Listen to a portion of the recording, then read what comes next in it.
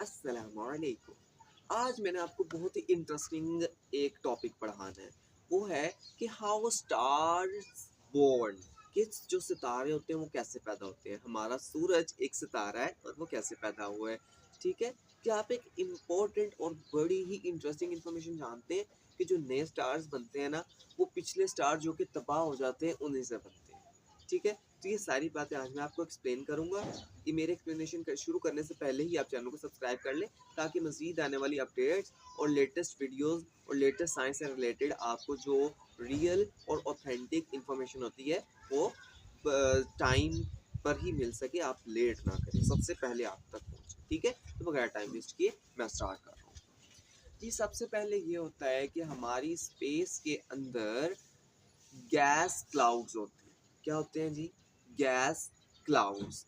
इसके अंदर मैक्सिमम हमारे पास हीलियम और हाइड्रोजन गैसेस होती हैं। 80% हमारे पास हाइड्रोजन होती है, 20% हमारे पास हीलियम होती है, और कुछ बोरोन और बेरिलियम भी होती है। ठीक है, ये आसमान में गैस होती है। इसके अलावा हमारे पास वाटर ड्रॉपलेट्स होते हैं और डस्ट होती है। ठीक है, ये सारी चीज़ें आसमान में प्रेजेंट होती हैं। ये सारी की सारी एक जगह पे कैप्चर होना शुरू हो जाती है। ठीक है, अच्छा, ये जो कैप्चर होती है इसका जो हमारे पास डेंसिटी होती है बहुत कम होती है, इतनी कि 1 सेंटीमीटर क्यूब तकरीबन इतना सा ये वॉल्यूम होता है। इतने वॉल्यूम के अंदर 1000 से लेके 100 से लेके 1000 पार्टिकल्स गैस के होते हैं, जो कि बहुत कम डेंसिटी के। आप कहेंगे कि स्टार्स तो बहुत बड़े होते हैं, तो इतनी कम डेंसिटी, इतने कम पार्टिकल से स्टार कैसे बनेगा?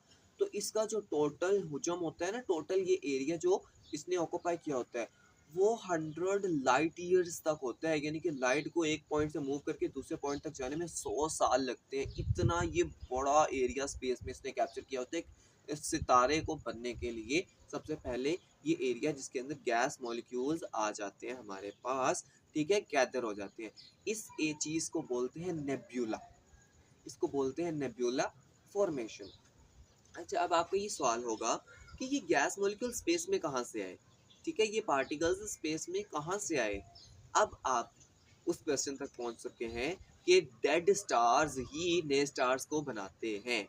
कैसे? कि जो स्टार्स बर्स्ट हो जाते हैं ना, इसको बोलते हैं सुपरनोवा एक्सप्लोजन। सुपरनोवा एक्सप्लोजन, इसमें एक स्टार, ओल्ड स्टार बर्स्ट हो जाता है। अब उसके जो वोर्न आउट पार्टिकल्स है ना, वो स्पेस में स्कैटर होते हैं, फैले होते हैं, तो वो पार्टिकल्स होते हैं। इस वजह से कहते हैं कि डेड स्टार्स ही वजह बनते हैं नए स्टार्स को पैदा करने की। एक तो वो पार्टिकल्स आ गए, उसके बाद जो बिग बैंग हुआ था उसके अंदर भी तो बहुत से पार्टिकल्स ऐसे थे जो कि स्कैटर हुए थे स्पेस में, वो भी होते हैं। तो ये सारे के सारे पार्टिकल्स मिलते हैं नेब्यूला। अच्छा, नेब्यूला का जो टेम्परेचर होता है ये 10 से 20 केल्विन होता है, जो कि बहुत ही कम टेम्परेचर होता है। अगर मैं आपको सेल्सियस में बताऊं तो ये -263 सेल्सियस के करीब होता है। ठीक है, इतना कम टेम्परेचर होता है इन गैस का। अच्छा, अब ये नेबुला बन गया। अब अच्छा, ये नहीं सोचिएगा कि स्टार 1 से 2 साल में बन जाता है।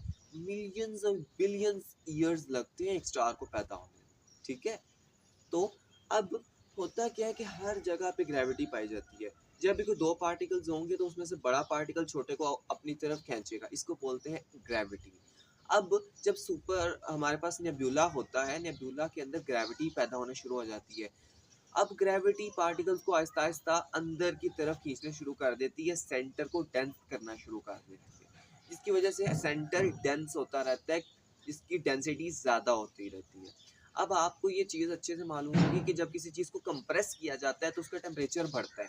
ठीक है, किसी भी चीज़ को कंप्रेस करें तो उसका टेम्परेचर बढ़ता है। तो जैसे जैसे ये गैस मॉलिक्यूल, ये पार्टिकल्स कंप्रेस होते हैं, डेंस होते हैं सेंटर में, तो सेंटर का टेम्परेचर आहिस्ता आहिस्ता इंक्रीज करता है।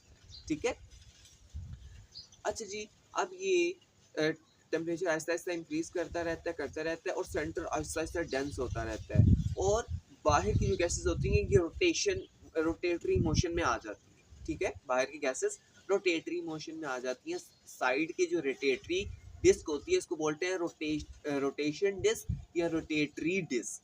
ठीक है, और जो सेंटर में अब ये डेंस एक हमारे पास गोला सा बन गया है, छोटा सा सितारा, इसको बोलते हैं, हम इसे बोलते हैं प्रोटोस्टार। क्या बोलते हैं? प्रोटोस्टार। अब ये प्रोटोस्टार का आहिस्ता आहिस्ता टेम्परेचर इंक्रीज करता रहता है। और यहाँ पे याद रखिएगा अभी फ्यूजन रिएक्शन स्टार्ट नहीं हुआ, क्योंकि जो स्टार्स होते हैं, सन होते हैं, इसके अंदर टेम्परेचर का सोर्स होता है फ्यूजन रिएक्शन, लेकिन अभी तक प्रोटोस्टार के अंदर फ्यूजन रिएक्शन स्टार्ट नहीं हुआ। ठीक है, अभी जो इसके अंदर हीट प्रोड्यूस हो रही है वो सिर्फ और सिर्फ इसकी ग्रेविटेशनल फोर्स की वजह से, इसकी कंप्रेशन की वजह से हो रही होती है। ठीक है, अच्छा जी, यहाँ इसके बाद हमारा जो टेम्परेचर होता है, अच्छा फिशन अभी रिएक्शन शुरू क्यों नहीं होता? फिशन रिएक्शन शुरू होने के लिए हमें बहुत हाई टेम्परेचर चाहिए होता है। फिशन रिएक्शन स्टार्ट होने के लिए एक बहुत हाई टेम्परेचर चाहिए होता है, ताकि फिर फ्यूजन रिएक्शन स्टार्ट हो सके, हाइड्रोजन गैस फ्यूज करके हीलियम गैस बना सके।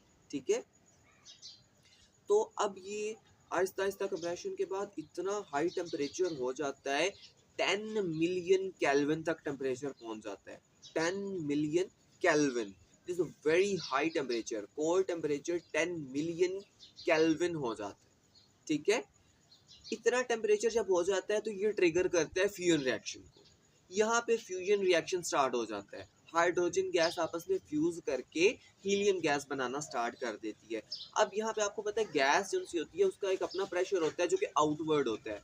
अब यहाँ पे ग्रेविटी आउटवर्ड प्रेशर को डोमिनेट कर जाती है, और ग्रेविटी ज्यादा होने की वजह से स्टार डेंस होना स्टार्ट हो जाता है, और स्टार बहुत ज्यादा डेंस हो जाता है, अब बड़ा हो जाता है। अब स्टार की असल फॉर्म आ जाती है, प्रोटोस्टार से असल स्टार अब बन जाता है। ठीक है, और इसके अंदर फिशन रिएक्शन स्टार्ट हो जाता है, और जो प्रेशर होता है गैस का, आउटवर्ड प्रेशर, उसको डोमिनेट कर लेती है ग्रेविटी। इसको बोलते हैं जीन्स इंस्टेबिलिटी।